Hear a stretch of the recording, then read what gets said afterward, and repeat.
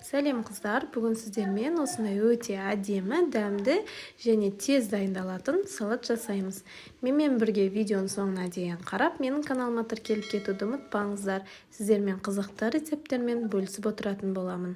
Ең алдымен қиярды осындай ұзындау етіп турап аламыз майдалап.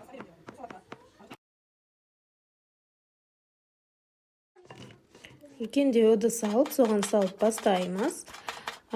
Болгар бұрыштарының сарысы мен қызылыны пайдаландым. Оны да ұзындау етіп майдалап турап аламыз. Қыздар, айта кетейін, менің каналымда тағы да басқа салаттардың, тәттілердің рецептері бар. Кіріп көрсеңіздер болады. Қызанақты да дәл солай ұзындау етіп турап алатын боламыз.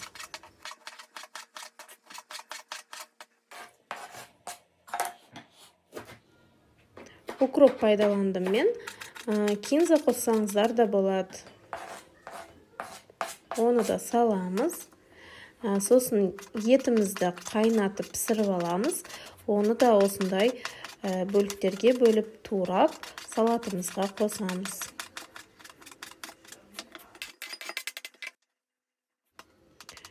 Сарымсақты езіп, осылай пышақпен турап аламыз майдалап.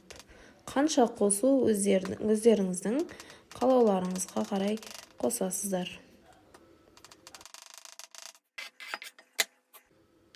Сосын мынандай жасыл бұршақ қосамыз.